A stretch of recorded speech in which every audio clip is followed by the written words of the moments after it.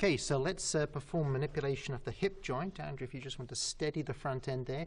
I'm just going to support Ninja underneath with my right hand. With my left hand here, I'm going to gently get hold of the stifle joint, and the motion I'm going to effect is abduction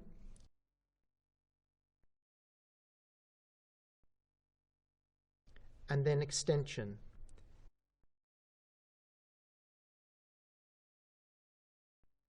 And that's all you need to do to test the hip joint here through a range of motion. Abduction and then extension. What I think you should try and avoid is direct extension caudally. So if I was to do this, so pull the limb, the hind limb, right behind like this, I think you can start to see that you actually stretch and stress the lower back there.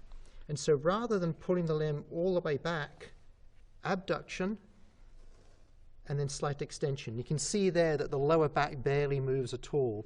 So we're isolating the movement to the hip joint.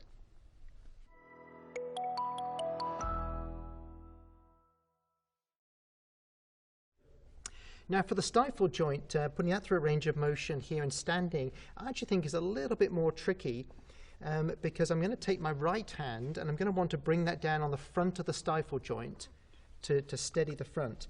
And then with my left hand, I'm going to extend the stifle joint. When you do that, obviously the hind limb lengthens. And so concurrently, you really need to lift the cat off the table a little bit. And all of those maneuvers are sort of difficult to get right all at the same time. But let's try it here with Ninja. So fingers on the front of the stifle joint. My left hand here is going to extend the stifle joint.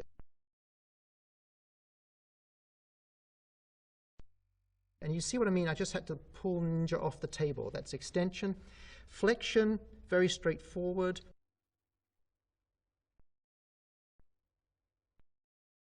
Remembering that the tarsal joint will have to flex the same time as the stifle joint is going to flex.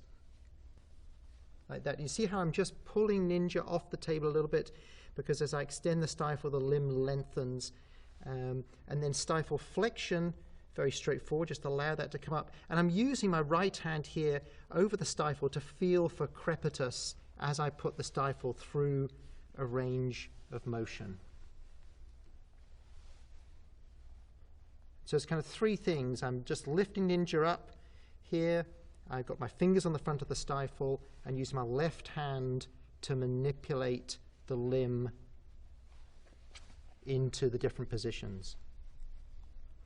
And I know, Ninja's moving around a little bit here, but if you persevere gently, you'll get a good impression of whether or not this particular manipulation is comfortable or is associated with discomfort, as would be demonstrated by an aversive reaction.